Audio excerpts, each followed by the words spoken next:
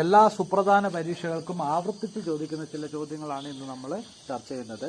ഹരിത വിപ്ലവം എന്ന് അറിയപ്പെടുന്നത് എന്താണ്? കാർഷിക ഉൽപാദനം.